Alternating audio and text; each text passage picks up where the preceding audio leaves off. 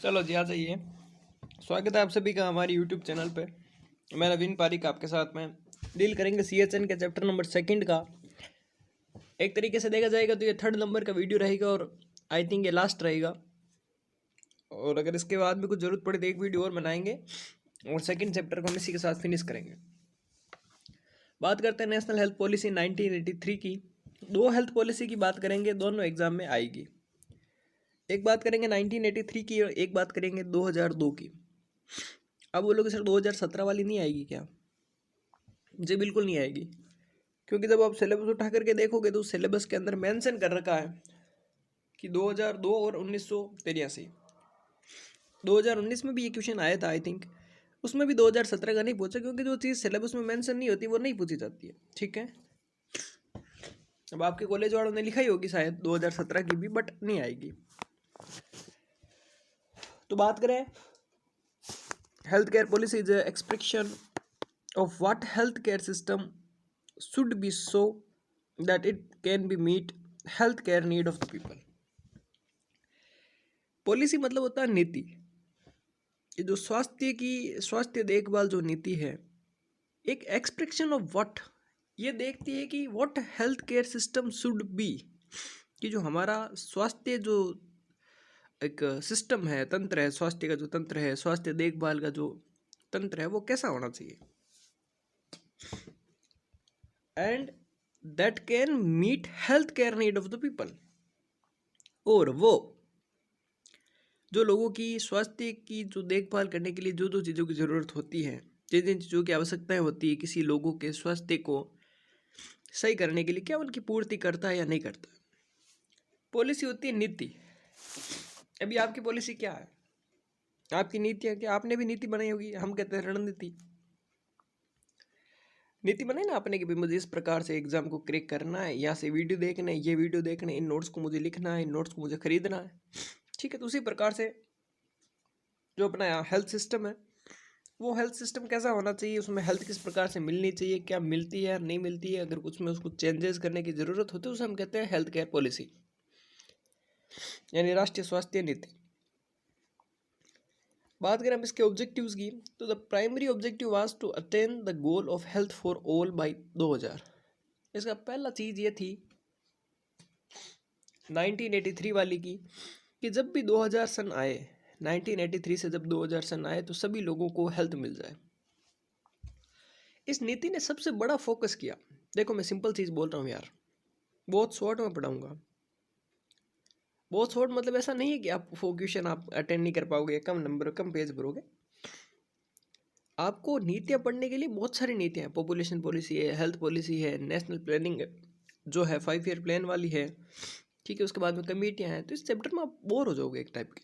और जब ज़्यादा पढ़ता व्यक्ति, तो मैंने उस दिन भी बोला था आपको कि जो हर किसी के पीछे भागता वो फिर किसी के, वो है ना, किसी का भी नहीं रहता।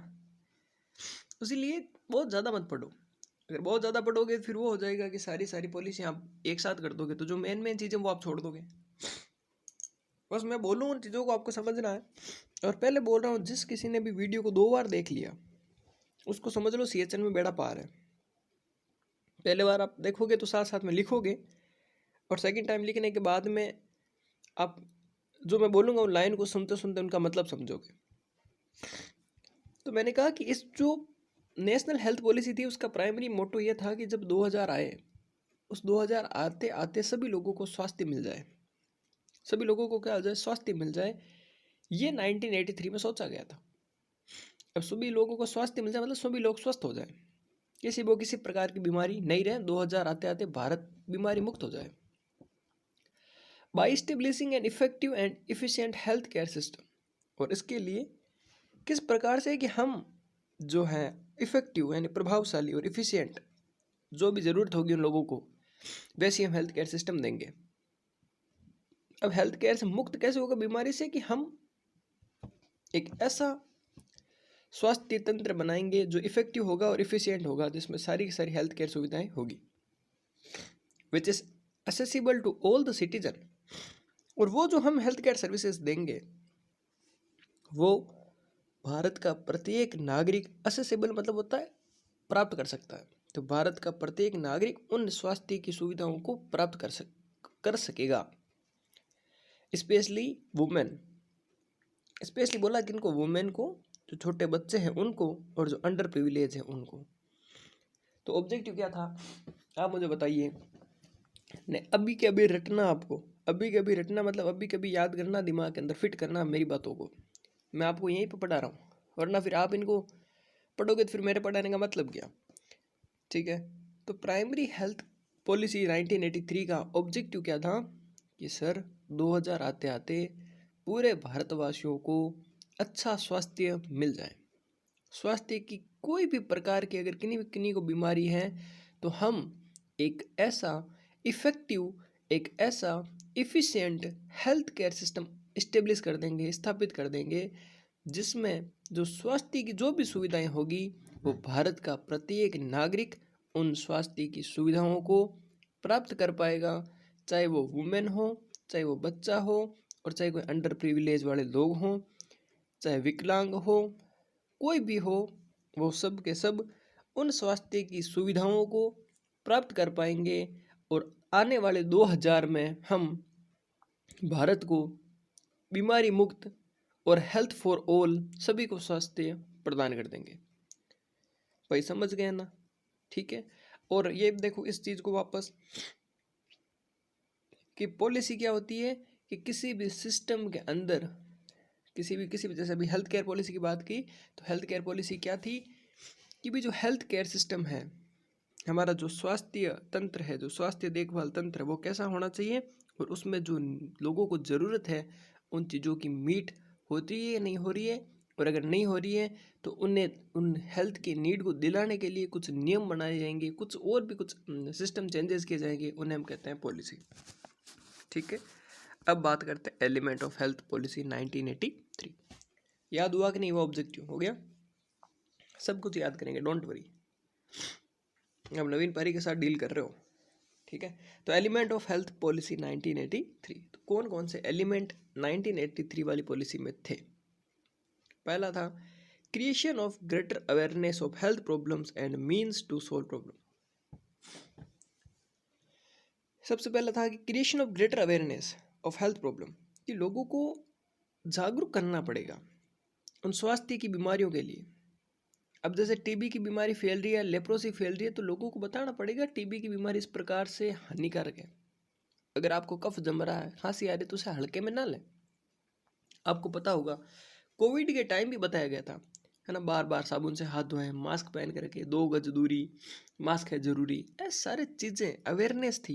ये क्या थी? अवेयरनेस थी। लोगों को बताया जा रहा था कि आप किसी भी प्रकार से इस कोरोना की चपेट में आकर के अपने स्वास्थ्य को नुकसान पहुंचा सकते हो। तो इसी प्रकार से तो पहला हम क्या एलिमेंट था इसका, कि पहला एलिमेंट तो ये था सर कि लोगों में अवेयरनेस, जो है लोगों में जागरूक करनी है, किसके रिलेटेड? हेल्थ प्रॉब्लम्स के रिलेटेड। और ये भी लोगों को बताना है कि किस प्रकार से आप इन बीमारियों को खुद सॉल्व कर सकते हो। मीन्स मतलब होता है साधन, MEN मीन मतलब साधन, कि किन किन साधनों के थ्रू आप इन बीमारियों को खुद क्या कर सकते हो? सॉल्व कर सकते हो। ठीक है, सेकेंड पॉइंट है supply of safe drinking water and basic sanitation using technology that people can afford. कहते हैं कि जिन टेक्नोलॉजी को लोग अफोर्ड कर सकते हैं उनके द्वारा लोगों के घरों में स्वच्छ जल पहुंचाया जाना चाहिए। क्योंकि लोग अगर जल अच्छा पिएंगे तो वाटर बोर्न डिजीजेस जो भी होती है, जो पानी की वजह से फैलेगी, वो नहीं फैलेगी फिर। और बेसिक सैनिटेशन, स्वच्छ जल, साफ जल और साफ सफाई, ये काम मोदी जी ने आते तो यही काम किया। सबसे पहला क्या किया? साफ सफाई का, क्योंकि उन्हें पता है, क्योंकि स्वच्छता से ये जो हेल्थ फॉर ऑल ये कब का लागू हो गया था, मतलब कब के? भारत 1983 से ये मुहिम चल रही थी कि भाई भारत को स्वस्थ बनाना है, और स्वस्थ बनाने के लिए उन्होंने देखो सफाई पे जोर दिया, पर इन्होंने ज़्यादा बल नहीं दिया। ठीक है, तो पहला पॉइंट हमने देखा कि सर हमें तो जागरूक करना है लोगों को बीमारी के लिए, और दूसरा जो बीमारी के जो होने वाले जो सॉल्यूशन है कि जो खुद वो कर सकते हैं उन्हें बताना है। दूसरा है हर घर के अंदर स्वच्छ जल पहुंचाना है, और जो लोग जिन टेक्नोलॉजी का यूज़ करके अपने घरों में जल लेके जा सकते हैं उन टेक्नोलॉजी का यूज़ करके उनके घरों तक जल पहुंचाना, और साथ साथ में बेसिक सैनिटेशन जो भी हैं, ठीक है, उनको भी हमें ध्यान रखना है। साफ सफाई का भी हमें मेन ध्यान रखवाना। To reduce the imbalance in the health services by concentrating more on the rural health infrastructure. और हाँ देखो, दूसरी चीज़ इसमें बोली गई थी इस पॉलिसी में कि to reduce the imbalance in the health service. Imbalance मतलब होता है कि जो बराबर नहीं है। By concentrating more on the rural health infrastructure, कि गाँवों के अंदर, रूरल क्षेत्र यानी गाँवों के अंदर जो क्षेत्र हैं, जो गाँव ग्रामीण इलाके हैं, उन इलाकों में अभी भी स्वास्थ्य से संबंधित जो जो ज़्यादा जानकारियाँ हैं, जो ज़्यादा टेक्नोलॉजी है, हॉस्पिटल्स हैं, वो अभी तक नहीं आए। तो शहर का आदमी तो स्वस्थ हो जाएगा, तो गांव का बीमार थोड़ी रहेगा। तो जब हमने ये इरादा किया कि भाई सन 2000 तक हमें पूरे भारत को हेल्थ फॉर ऑल, हम बार बार इसी वर्ड पे फोकस कर रहे हैं कि 2000 तक हम पूरे भारत में हेल्थ फॉर ऑल, सभी लोग स्वस्थ हो जाएंगे। तो सभी लोग में गांव के लोग नहीं आएंगे, और जब गांव के लोग आएंगे तो गांव के लोग स्वस्थ कब होंगे? कि जब गांव तक सारी टेक्नोलॉजी पहुंचेगी। आपने अगर कुछ दवाइयाँ बनवाई है तो वो गांव तक जाएगी, हेल्थ केयर टीम गांव तक जाएगी, बड़े बड़े डॉक्टर्स गांव तक जाएंगे, तब वो लोग स्वस्थ होंगे। तीसरा इसका था कि सिटीज़ के अंदर तो डॉक्टर्स हैं, गाँवों के अंदर जो हेल्थ केयर की इंफ्रास्ट्रक्चर है उनको सुधारना पड़ेगा। अब समझ में आया कोरिलेट करने का मतलब क्या होता है। फोर्थ पॉइंट है coordination of different system of medicine, कि जो अभी डिफरेंट सिस्टम ऑफ मेडिसिन हैं, ठीक है, डिफरेंट सिस्टम ऑफ मेडिसिन मतलब अगर आयुष वाला है, चाहे यूनानी वाला है, चाहे होम्योपैथिक है, चाहे कोई भी हो, उन सब को हमें कोऑर्डिनेट करके हेल्थ देनी है।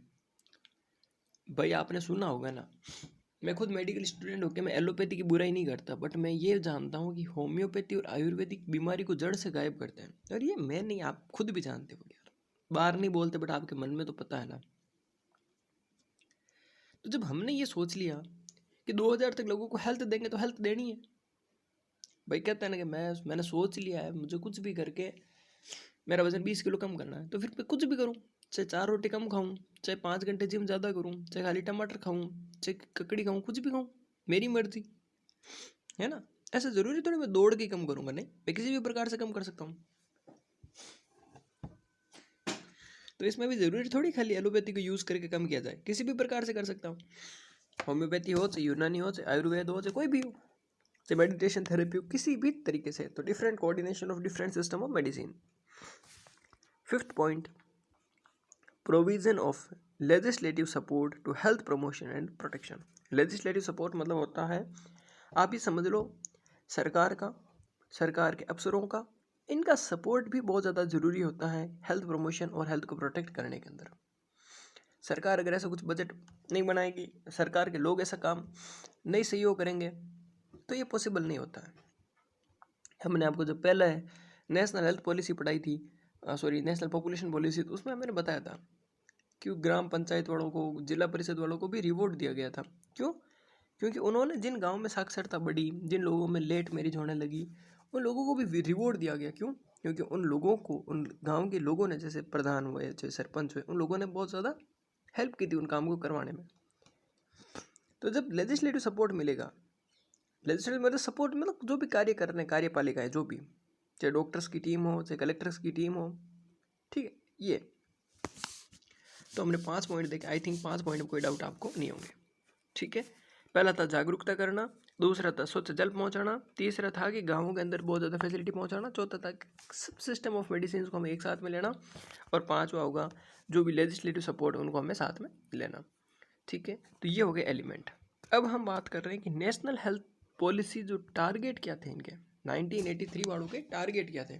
एक टारगेट तो आपको पता है हेल्थ फॉर ऑल, ये तो ठीक है, कुछ और भी तो टारगेट होंगे। देखो मैं इसीलिए इस क्वेश्चन में ज़्यादा टाइम दे रहा हूँ, अगर मैं चाहूँ ना इसको 5 मिनट में फिनिश कर दूँ। कुछ कुछ बच्चे होंगे जो बोर होंगे यहाँ पे, पर बेटा ये चीज़ ध्यान रखना, आप बोर तो हो गए, अभी मुझे पता है बोर हो गए, पर ये चीज़ ध्यान रखना, अगर ये क्वेश्चन आ गया ना एग्जाम में और अगर आपको मेरी बातें याद रह गई तो 100% 8 नंबर आ जाएंगे। और वरना इस हेल्थ पॉलिसी में कब पॉपुलेशन पॉलिसी आप डालोगे, कब बोर कमेटी डालोगे, आपको खुद को ही पता नहीं चलेगा। इसीलिए मैं इसको ज़्यादा टाइम दे रहा हूँ, क्योंकि जिन जैसे पिछले क्वेश्चन में मैंने टाइम दिया ही नहीं क्योंकि उसमें देने की ज़रूरत भी नहीं थी। ठीक है, नेक्स्ट है टारगेट्स। पहला टारगेट्स था reduction in infant mortality rate from 125 से 60 बाई 2000। कुछ नहीं है, 5-6 टारगेट्स ध्यान रखना है। पहला टारगेट था कि जो इन्फेंट मोर्टिलिटी रेट है, यानी 1 साल से जो छोटे बच्चे वो मर रहे हैं, जो अभी 125 थे, मतलब 1000 बच्चों पे 125 बच्चे मर रहे थे, उनको हमें सन 2000 आते आते 60 पे लाना है। तो एक आप समझ गए 125 से 60 पे IMR को लेके आना है। दूसरा है to raise life expectancy from 52 से 64, कि अभी जो है बच्चे जो 52 बच रहे हैं वो हमें बचाना है 64, कितने 64, कब तक 2000 तक। नेक्स्ट है to reduce crude death rate from 14 से 9, अभी मतलब 14 जने मर रहे हैं 1000 पे, उन्हें हमें कितने पे लाना है 9 पे लाना है। ठीक है, और नेक्स्ट है to achieve a net reproductive rate by 1, और जो रिप्रोडक्टिव रेट होगी वो कितनी होनी चाहिए 1 पे लेके आनी है। ठीक है, कब तक 2000 तक। और तीसरा provide portable water to entire rural population by 2000, कि सन 2000 तक हर गांव के अंदर पानी पहुंचना चाहिए। ये इनका था टारगेट्स। तो मैं टारगेट्स एक शॉर्ट में बात करूँ अगर इन टारगेट्स को, तो आप देखो टारगेट्स क्या क्या थे। पहला था कि जो reduction in the infant mortality rate 125 से 60 पे लानी है आपको। दूसरा था जो एक्सपेक्टेंसी है, लाइफ एक्सपेक्टेंसी मतलब होता है जो औसत आयु होती है वो मैंने गलत बोल दिया उसने, life expectancy at birth from 52 to 64। अच्छा ठीक है, ये बर्थ की बोल रहा है तो बर्थ में ठीक है 52 से 64 आ जाएगा। और उसके बाद में reduction of crude death rate बोला था आपने 14 से 9, और फिर रिप्रोडक्टिव रेट आपकी 1, और हर गांव के अंदर पानी पहुंचाना, ये काम था। और अब फिर भी ये इतना सोचते हुए भी ये हो गई फेल। क्यों फेल हुई, तो उसका पहला कारण है insufficient political commitment to implementation on health for all, कि इन्होंने जो भी पॉलिटिकल कमिटमेंट बोले थे, ठीक है, जो हम ये कर देंगे वो कर देंगे, और जो इनसफिशिएंट थे वो क्या थे, इनसफिशिएंट थे यानी अपर्याप्त थे, यानी और भी कुछ ज़्यादा सोचना था, ज़्यादा कुछ जो है कुछ अलग एक्स्ट्रा करना था।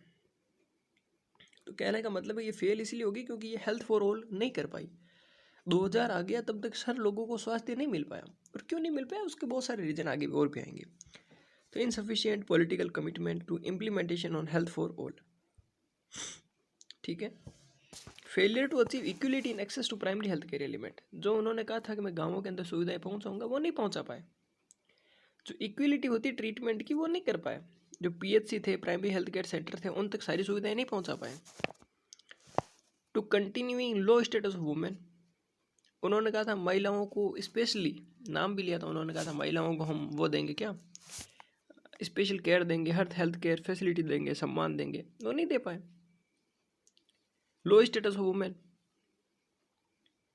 अभी भी वुमेन का जो स्टेटस है वो गाँव में नीचे ही था। लो सोशियो इकोनॉमिक डेवलपमेंट, समाज का ना तो डेवलपमेंट बना तो समाज का सामाजिक और आर्थिक कोई विकास नहीं हुआ। इनएडिक्वेसी ऑफ हेल्थ प्रमोशन, उन्होंने कहा था 2000 तक पूरे गांव में हेल्थ ले आएंगे, हेल्थ में अपर्याप्तता हुई। अपर्याप्त हेल्थ वही मतलब कहना मतलब जो उन्हें हेल्थ मिलनी चाहिए थी वो नहीं मिली। मतलब ये जो पॉलिसी थी वो धरातल पे वास्तविकता में नहीं उतर पाई, खाली कागजों के अंदर ही रह गई। Weak health information system and no baseline data, ना तो इनके पास में कोई बेसलाइन डाटा भी मिला, और जो इनका इन्फॉर्मेशन सिस्टम था वो भी वीक था। बनाने से कुछ नहीं होता, पॉलिसियाँ बनती बहुत ज़्यादा बट उनको धरातल पे इम्प्लीमेंट सही ढंग से लोग करवाते नहीं हैं। उन्होंने पहले ही बोला था कि जो मैं लेजिस्लेटिव सपोर्ट मुझे चाहिए, और उनको लेजिस्लेटिव सपोर्ट भी नहीं मिला, ना उनको पॉलिटिकल कमिटमेंट भी नहीं हुआ इनका। पोल्यूशन वही का वो रहा, पुअर फूड रहा, ना उनको सेफ्टी मिली लोगों को। लेक ऑफ वाटर सप्लाई, उन्होंने कहा था मैं 2000 तक हर घर में पानी पहुंचा दूंगा। उन्होंने कहा था 2000 तक हर घर में सैनिटेशन हो जाएगी, साफ सफाई होगी, स्वच्छता रहेगी, कुछ नहीं रहा।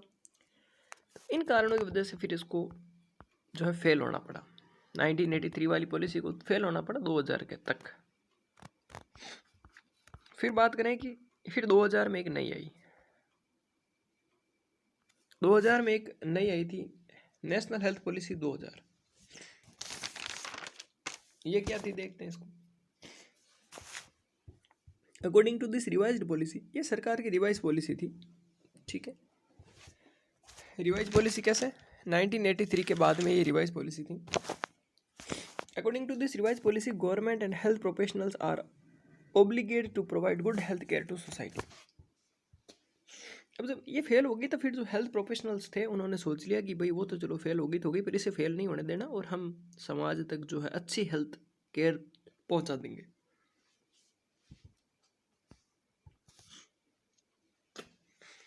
Use of health services to a large group rather than small group. इन्होंने कहा कि हम हेल्थ सर्विसेज है वो स्मॉल ग्रुप नहीं बल्कि हम पूरे लार्ज ग्रुप को साथ में लेकर के और लार्ज ग्रुप लोगों में पहुंचाएंगे। जो हेल्थ सर्विसेज थी उनका यूज़ कहाँ किया, लार्ज ग्रुप में किया, छोटे ग्रुप में नहीं, बड़ा सीधा में लार्ज में चले गए। इनके उद्देश्य भी थे इनके भी कुछ कि भाई वो फेल हो गए थे। इनके उद्देश्य क्या थे, achieving an acceptable standard of good health of Indian population. उनका जो भारतीय जो जनसंख्या है, achieving an acceptable standard of good health of Indian population, कि इंडियन पॉपुलेशन के लिए हम जो एक्सेप्टेबल जो है स्टैंडर्ड्स है गुड्स के वो हम लेके आएंगे, यानी कि अच्छा स्वास्थ्य देंगे उनको। Decentralization public health system by upgrading infrastructure in the existing institution. इन्होंने कहा कि भाई जो भी अभी हमारे पास में इंस्टीट्यूशन है, जो भी संस्थान है, उनको अपडेट करेंगे, अपग्रेड करेंगे और भी उन्हें अच्छा कर देंगे। Giving primary for prevention and the first line defence. इन्होंने कहा सबसे पहले हम क्या करेंगे कि जो प्राइमरी नीड है, जो ठीक है प्राइमरी प्रिवेंशन होता है ना कि बीमारी होने से पहले जो कुछ होना है उनको हम सबसे पहले ध्यान देंगे। उनका सबसे फर्स्ट मतलब हम कहते हैं फर्स्ट लाइन डिफेंस। भाई कोविड हुआ तो कोविड के लिए वैक्सीनेशन क्या थी, प्राइमरी प्रिवेंशन था ना, बीमारी होने से पहले हमें वैक्सीन दे दी ताकि हम बीमारी नहीं हो। इनके कुछ लक्ष्य थे, ये पॉलिसी के कुछ लक्ष्य थे 2000 वाली के। पहला लक्ष्य था 2005 तक हमें पोलियो को इरेडिकेट कर देंगे। उस टाइम पे पोलियो आ गया। अब देखो 1983 वाली अगर फेल हुई ना तो उसका कारण ये नहीं है कि भाई सरकार ने कुछ किया नहीं, ऐसा नहीं है। हुआ क्यों नहीं, क्योंकि देखो बेटा ये पोलियो आ गया तो सरकार को अपना खर्च कहाँ लगाना पड़ा, पोलियो पे लगाना पड़ा, हुआ ना। अभी देश का विकास बहुत ज़्यादा हो जाता बट कोविड आ गया था, तो कोविड में सारा पैसा कोविड में लग गया, सरकार का लगभग पैसा कोविड में लग गया था, तो देश का विकास कैसे होगा बताओ। जो पॉलिसी बनी उन पर पैसा लगेगा तभी तो पॉलिसी सक्सेस होगी ना। तो पहला लक्ष्य था इनका पोलियो को इरेडिकेट करना 2005 तक। सेकंड था एलिमिनेशन ऑफ द लेप्रोसी, 2005 तक जो लेप्रोसी रोग है उसको भी हटाना है। देखो पोलियो आ गया, लेप्रोसी आ गया। अब बताओ तीसरा एलिमिनेशन ऑफ द काला हजार 2010। अभी काला हजार बीमारी आ गई, उसको भी 2010 तक हटाना है। Achieving zero level growth of HIV AIDS, 2007 तक इन्होंने ये भी सोच लिया कि भाई हम जो HIV एड्स उसको लेवल 0 कर देंगे। अच्छी पॉलिसी थी 2000 वाली। 1% of total budget for medical research, और हम अपने जो देश का टोटल बजट जो भी बनता है उसका 1%, चाहे अगर 100 रुपये देश का बजट बना कि भी हमें देश में 100 रुपये लगाना है तो 1 रुपया कहाँ जाएगा, मेडिकल रिसर्च में भी जाएगा, ये भी उन्होंने सोचा। Reduction of mortality by 50% on account of tuberculosis, malaria, other vector borne water borne disease. इन्होंने कहा मलेरिया, TB और इनसे जो मर रहे हैं 50% लोग, और जो भी पानी की गंदे पानी की वजह से अगर लोग मर रहे हैं उनको भी ये 2000 जो है कुछ टारगेट लेकर के 2010 तक क्या कर देंगे, बंद कर देंगे।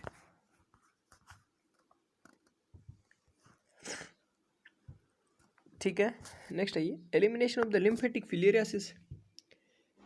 फिलेरियासिस बीमारी भी चल रही थी, इसको भी बोला 2015 तक इसको भी खत्म कर देंगे। Reduction and prevalence of A blindness, इनका जो अंधा लोग है, जो कैटरेक्ट सबसे ज़्यादा हो रही है, उनका भी हम फ्री में ट्रीटमेंट करवा के कैसे भी करके ब्लाइंडनेस को भी कम कर देंगे 2010 तक। वो वापस बात आएगी, इन्होंने कहा IMR को भी हम कम करेंगे, बच्चे जो ज़्यादा मर रहे हैं उसको भी हम कम कर देंगे 2010 तक, 30 कर देंगे 1000 पे। ठीक है, और अभी कितने, अभी 27 है, तो सोच लो कि अभी 2000 कितना आ रहा है, 2023 चल रहा है। 2010 का बोला था इन्होंने, 2023 चल रहा है, कुछ फर्क नहीं पड़ा इनको IMR में भी। Increase utilization of public sector, इनका पब्लिक सेक्टर का जो है यूटिलाइजेशन बढ़ा देंगे। Establishment of integrated system of surveillance and national health account for health statistics, यानी कहने का मतलब क्या हुआ कि जो सर्विलेंस वाली जांचों वाली टीम है, हम जांचों की एक टीम बैठाएंगे, ठीक है। Establishment of integrated system of surveillance national health accounts and health statistics, जो कि जो हेल्थ के जो डाटा वगैरह है वो कलेक्ट वगैरह करेगी, ठीक है। Increase health expenditure by government, और सरकार के द्वारा हम जो है हेल्थ के ऊपर जो खर्च हो रहा है वो हम बढ़ाएंगे, मतलब हेल्थ के ऊपर और पैसा लगवा देंगे। Increase state sectors health spending from 5 से 7% बजट, हम राज्य के बजट में 5 से 7% यहाँ पे खर्च करेंगे हेल्थ के अंदर। Further increase of state sector health spending from 7 से 8%, फिर उन्होंने कहा 2010 तक वापस हम 7% से लेकर के 8% तक खर्च कर देंगे। फिर उन्होंने कुछ एक नॉर्म्स दिया, इन्होंने कहा 3500 की पॉपुलेशन पे एक डॉक्टर लगा देंगे, 5000 की पॉपुलेशन पे एक नर्सिंग ऑफिसर लगाएंगे, 5000 की पॉपुलेशन पे एक हेल्थ वर्कर लगाएंगे, हर गांव में एक ट्रेंड दाई होगी, हर 10,000 पे फार्मासिस्ट होगा, और हर 10,000 पे एक लैब टेक्नीशियन होगा। ये इन्होंने बोला नेशनल हेल्थ पॉलिसी 2000 में। तो कहने का मतलब जो नेशनल हेल्थ पॉलिसी 2000 थी वो मेनली फोकस कर रही थी डिजीज़ के ऊपर, चाहे HIV को हटाने की बात हो, चाहे काला आजारों को हो, चाहे फिलियराइसिस को हो, चाहे मलेरिया को हो, चाहे TB की हो, चाहे पोलियो की हो, चाहे लेप्रोसी की हो, तो 2000 वाली मेनली इन बेचारी इन बीमारियों को हटाने के अंदर ही सिमट गई। तो I think 2 population policy health policy आपने रट ली होगी। अब मैंने बात कर रहे हैं कि जो सबसे मेन क्वेश्चन आता है इंपॉर्टेंट, वो चलिए आइए चलो। और हाँ, अगर आपको हमारी क्लास अच्छी लगती है तो बिल्कुल आप उन बच्चों को भी शेयर करें जिन्हें इनकी नीड है, ठीक है। हम शुरू करने जा रहे हैं अब। ये सारा साथ साथ में आप लिख रहे हो कि नहीं लिख रहे हो? ठीक है, बात हम कर रहे हैं ई स्वास्थ्य नर्सिंग। अच्छा, ये तो various committees in the India. और हाँ, नोट्स के लिए आप हमें मैसेज कर सकते हो 9636591860 इन नंबर पे।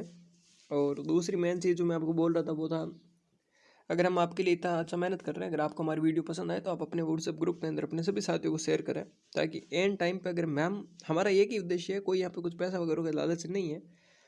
अगर होता तो हम भी ये क्लास आपको पेड में देते, पागलों की तरह यहाँ पे नहीं भटकते। बट हमारा मेन एक ही मुद्दा है, अभी एक ही उद्देश्य है, फ्यूचर में पता नहीं क्या हो, बट अभी एक ही उद्देश्य है, सबको ऐसा कोई भी बच्चा नहीं हो जिन्हें फाइनल ईयर में जो 3rd ईयर तक पास है और फाइनल ईयर में उसका अगर कहीं बैक लग जाए, ठीक है। तो और बहुत इजी आपको नोट्स प्रोवाइड कर रहे हैं, बहुत इजी तरीके से मैं समझा रहा हूँ आई थिंक। और कोई भी अगर कुछ आपको क्वेरी वगैरह हो तो आप मुझे कमेंट करके बता सकते हैं। आओ बात करें various health committees in India. पहले है बोर्ड कमेटी, जिसका नाम है health survey and development committee. इस नाम से आएगी, बोर्ड कमेटी नहीं आती, मेनली इस नाम से आती है health survey and development committee. और यही आएगी, आती क्या है, क्वेश्चन यही आएगा बोर्ड कमेटी का, ध्यान रखना ना। मुदलियार कमेटी, चड्डा कमेटी, मुदलियार कमेटी, तीसरी का नाम चड्डा कमेटी, चौथी का नाम मुखर्जी कमेटी, पांचवी का नाम जंगलवाला, छठे का नाम करतार सिंह जी, सातवें का नाम श्रीवास्तव, राजू श्रीवास्तव है ना वैसा, श्रीवास्तव जी, आठवें का नाम बजाज जी, बजाज फाइनेंस। अंडरस्टैंड। बात करें बोर कमेटी की, दूसरा नाम है health survey and development committee. Started sir Joseph Bhore, Joseph Bhore ने इसको स्टार्ट की थी 1943 में। To survey and then existing positions regarding the health condition and health organization. इन्होंने सर्वे किया और देखा कि अभी जो भारत के अंदर जो है वो हेल्थ की कंडीशन कैसी है। इन्होंने सर्वे करके देखा कि इन्होंने बोर साहब ने और जो हेल्थ ऑर्गेनाइजेशन थे, जो स्वास्थ्य संगठन थे, उनकी स्थिति कैसी है उनको देखा। और उन्होंने 1943 के बाद में अपनी जो 1946 3 सालों में अपनी एक रिपोर्ट सबमिट कर दी आगे कि भाई मैंने भारत में ये देखा। कमिटी ऑब्जर्व दैट, इन्होंने लिखा कि हमने ऑब्जर्व किया है, if the nation's health is to be build, अगर राष्ट्र की हमें जो स्वास्थ्य उसको बनाना है, the health programme should be developed, तो हमें भारत में जो है स्वास्थ्य प्रोग्राम जो है बनाने पड़ेंगे, तो हेल्थ प्रोग्राम बनाने पड़ेंगे on A foundation of preventive health work and that such activities should be proceeded side by side with those concerns with the treatment of patient. क्या कह रहा है ये कि the health program should be developed on the foundation of preventive health work. कि हम जो health programme करेंगे, जो भी मतलब आपको पता प्रोग्राम करेंगे तो जो बहुत सारे लोगों में ऐसा होता है कि उन प्रोग्राम के तहत काम होता रहता है। एक प्रोग्राम एक किसी काम को फोकस करता है और वो काम कंप्लीट हो जाता है, ठीक है। चाहे मलेरिया का प्रोग्राम हो, चाहे कोई टीबी का प्रोग्राम, कोई भी एक प्रोग्राम। तो the health programme should be developed on the foundation on preventive health work. उन्होंने कहा जो स्वास्थ्य का जो है बीमारी हो, अगर ऐसा कुछ हो तो वो प्रिवेंट करने के लिए हम यूज़ करेंगे। And that such activities should proceed side by side with those concerns with the treatment of patient. और वो एक्टिविटीज़ है जो साथ साथ में जो पेशेंट के ट्रीटमेंट के साथ साथ में चलती रहेगी, ठीक है। मेनली आपको इतना नहीं लिखना, आपने इतना लिखना है कि भाई हम जो है हेल्थ प्रोग्राम को स्टार्ट करवाना चाहते हैं, बस। अब इसकी कुछ गाइडलाइन थी। Guiding principle adopted, no individual should be denied to secure adequate medical care because of inability to pay. इनका पहला था कि भारत में ऐसा कोई भी व्यक्ति नहीं होना चाहिए जिस व्यक्ति के पास पैसा नहीं है और वह बोल दे कि सर मेरे बिना मतलब मेरे पास पैसा नहीं इसलिए मेरा इलाज नहीं हुआ, तो ऐसा नहीं होना चाहिए। तो इन्होंने पहला गाइडलाइन थी इनकी कि भाई भारत में ऐसा एक भी व्यक्ति इस प्रकार से नहीं मरना चाहिए, इस प्रकार से मेडिकल ट्रीटमेंट नहीं ले पाए कि सर मेरे पास पैसा नहीं है। अगर उसके पास नहीं है तो आप क्या करो, फ्री में इलाज करो। Facility for proper diagnosis and the treatment, इन्होंने कहा कि हमारे प्रोग्राम में फैसिलिटी करो ऐसी कि जिसमें लोगों का अच्छा सा डायग्नोसिस हो, बीमारी का अच्छे से पता लगे और अच्छे से उसका ट्रीटमेंट मिले। Health programme must lay special emphasise on the preventive work. इन्होंने कहा जो हम भी हेल्थ प्रोग्राम जो भी चलाएंगे उन सबका एक ही काम होना चाहिए कि बीमारी क्या हो जाए, दूर हो जाए। As much as medical relief and preventive health care should be provided to the rural population. और साथ साथ में मेडिकल रिलीफ तो मिलना ही मिलना है, यानी कि अगर किसी को कुछ भी है तो मेडिकल रिलीफ मतलब कि आप ये समझ सकते हो कि किसी को दर्द हो रहा है तो टेबलेट आपको देनी है फ्री में ताकि उसका दर्द हट सके। किसी को बीमारी उसका आपको ट्रीटमेंट करके उसके जो पेन को रिमूव करना। तो कह रहा है मेडिकल रिमूव के साथ साथ में हमें जो रूरल पॉपुलेशन है, ग्रामीण लोग, वहाँ की भी हेल्थ केयर फैसिलिटी पे ध्यान देना है। मतलब सब के सब लोग आए ना, वो सब गांव पे फोकस करके चले गए। गौर ने भी ये किया। Health services should be located close to the peoples to ensure maximum benefit to community. इन्होंने कहा हर गांव के अंदर मतलब उनका हर विलेज के पास पास में क्या होना चाहिए, हाँ, इन्होंने कहा हर विलेज के maximum health services should be located to close the people. यानी कि जो लोग रह रहे हैं गाँव के अंदर उनके आसपास में बहुत ज़्यादा मेडिकल फैसिलिटी होनी चाहिए ताकि उन्हें बहुत ज़्यादा दूर जाने की ज़रूरत नहीं पड़े, है ना। कि गांव के अंदर भी एक अच्छा बड़ा सा हॉस्पिटल बना दिया जाए तो लोगों को बाहर कहीं दूर जाने की ज़रूरत नहीं पड़े, पास के पास उन्हें सर्विसेज मिल जाए। Doctor should be social physician protecting the people. और लोग जो डॉक्टर होते हैं उन्हें भी एक सामाजिक फिजिशियन बनना पड़ेगा। ये नहीं है कि अपने मस्त अंदाज में रहे, कि उन्होंने लोगों की सेवा पे भी ध्यान देना पड़ेगा ताकि लोगों की जान की रक्षा वो कर सकें। Medical services should be free to और विदाउट डिस्टिंक्शन, बिना किसी भेदभाव के, चाहे लड़की हो लड़का हो, चाहे है ना, चाहे लाल चुंदड़ी वाली हो चाहे सिंदूर वाली हो, कोई भी हो, सबके साथ किसी भी प्रकार का भेदभाव नहीं होना चाहिए। और लाल चुंदड़ी मतलब समझेगा, चाहे शादीशुदा हो चाहे कमारी हो, ऐसा कुछ भी हो, उनके साथ क्या नहीं होना चाहिए, मेडिकल भेदभाव नहीं होना चाहिए। सबको जो सुविधाओं का लाभ मिलना चाहिए और वो भी फ्री में। Observations made by committees. अब कमेटी ने क्या क्या ऑब्जर्वेशन किए वो देखूँ कि health status of the country is indicated by the various indicator was poor. इन्होंने कहा कि जब हमने देश के हेल्थ के इंडिकेटर को देखे, हेल्थ स्टेटस को देखे, तो बहुत सारे इंडिकेट हमें ऐसे लगे, यानी बहुत सारे हमें चीज़ें ऐसी लगी कि जो अभी भी देश में अंदर पुअर है। Mortality rate is very very high. उन्होंने कहा मृत्यु दर बहुत ज़्यादा है भारत की। Life expectancy at birth was about 27 years. इन्होंने कहा कि जो लाइफ एक्सपेक्टेंसी है बर्थ के समय वो भी बहुत कम है। Communicable disease very high. इन्होंने कहा भारत के अंदर जो कम्युनिकेबल डिजीज़ वो भी बहुत ज़्यादा हाई है। तो many of the health problems preventable. इन्होंने कहा भारत के अंदर बहुत सारी ऐसी बीमारियां जिन्हें हम चाहते तो भी प्रिवेंट कर सकते हैं। Committee state that health and the development are interdependent. इन कमेटी ने कहा कि जो हेल्थ होती है और जो डेवलपमेंट होता है वो एक दूसरे के पूरक है। यानी अगर आप डेवलपमेंट करोगे तो हेल्थ भी बढ़ेगा, अगर आप हॉस्पिटल बनाओगे यानी डेवलपमेंट करोगे तो हेल्थ भी इंप्रूव होगी। Improvement in the sector other than health. इन्होंने कहा अगर will also lead to improvement in the health like water supply. इन्होंने कहा जरूरी नहीं है आप हेल्थ पे इम्प्रूवमेंट करो, अगर आप हेल्थ के अलावा किसी पे इम्प्रूवमेंट करोगे तो भी हेल्थ बढ़ेगी। तो कहा कैसे, कि भाई जैसे अगर आप वाटर पे इम्प्रूवमेंट करते हो, वाटर सप्लाई पे, तो वाटर सप्लाई का हेल्थ से क्या लेना देना बताओ। वाटर सप्लाई कर रहे हो, हेल्थ वाला डिपार्टमेंट थोड़ी वाटर सप्लाई वाला। बट अगर आप अच्छी वाटर सप्लाई करोगे ना, तो कहीं ना कहीं लोग अच्छा पानी पियेंगे तो बीमारी से बच जाएंगे। ठीक है। Sanitation, improvement in the nutrition, elimination of unemployment, इन्होंने कहा अगर आप बेरोजगारी हटा दोगे ना तो भी बहुत सारी बीमारियाँ सोल्व हो जाएगी। सही बात है कि नहीं है ना। अगर बेरोजगारी हटाओगे तो भाई बेरोजगार नहीं रहोगे, अच्छा खाना पीना खाओगे, अच्छा खाना पीना खाओगे तो बीमार थोड़ी पड़ोगे। नेक्स्ट इंपॉर्टेंट रिकमेंडेशन, इन्होंने कुछ रिकमेंडेशन दी अपनी। ठीक है। बोर कमेटी बेटा एग्जाम में आएगी आएगी। ठीक है, ऐसे नोट्स लिख लेना पहले, उसके बाद में पढ़ना आप। Integration of all preventable and curable services at the administrative level, उन्होंने कहा जो भी प्रिवेंटेटिव और जो क्यूरेटिव बीमारियां हैं, integration of all preventive and curative services at all administrative level, कि सभी प्रशासनिक स्तर पर हमें इनको बीमारियों को इंटीग्रेट करना पड़ेगा, है ना, कि कौन कौन सी प्रिवेंटेबल है, कौन कौन सी क्यूरेटेबल है, इन सबको हमें छानना पड़ेगा। Minimum required ratio 567 hospital bed, 62 doctor, 151 nursing officer पर 1 लाख पॉपुलेशन। इन्होंने कहा मिनिमम तो हमें कम से कम 567 बेड का हॉस्पिटल चाहिए 1 लाख की पॉपुलेशन पे, कि अगर 1 लाख की पॉपुलेशन है तो 567 बेड का हॉस्पिटल होना चाहिए, जिसमें 62 डॉक्टर्स होने चाहिए, 51 नर्सिंग ऑफिसर होने चाहिए। ये डाटा आपको याद करने भाई। ठीक है। The committees visualise the development of PHC in 2 stage, इन्होंने कहा जो कमिटी है इन्होंने visualise the development of PHC in 2 stage. इन्होंने कहा जो प्राइमरी हेल्थ केयर सर्विसेज होगी, ठीक है, वो 2 स्टेज में होगी। पहला होगा शॉर्ट टर्म मेजर्स, यानी एक PHC होगी, 40,000 की पॉपुलेशन पे एक PHC होगी, जिसके अंदर 2 medical officer, 4 primary health care nurse, 1 nurse, 2 midwife, 4 trained दाई, 2 sanitary inspectors, 2 health assistant, 1 pharmacist और 15 अदर 4th क्लास के एम्प्लॉय होंगे।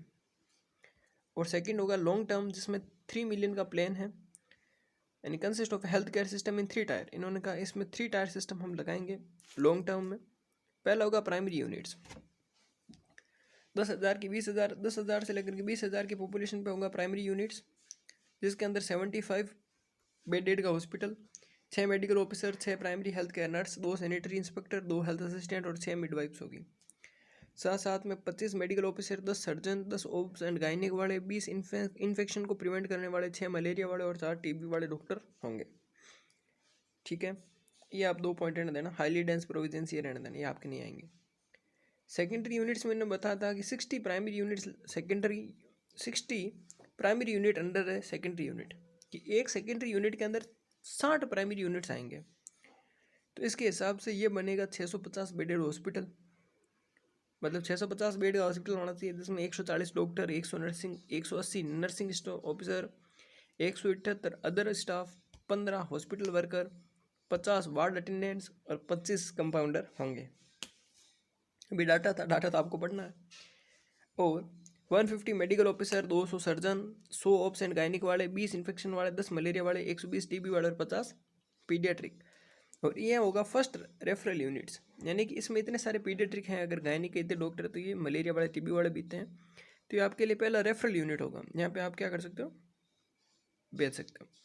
थर्ड होता है डिस्ट्रिक्ट हॉस्पिटल, 2500 बेड होना चाहिए डिस्ट्रिक्ट हॉस्पिटल का, 270 लगभग doctor, 625 nursing officer, 50 hospital social worker, 723 other worker. देखो कितना बड़ा बड़ा डाटा बता रहा है ये बोर।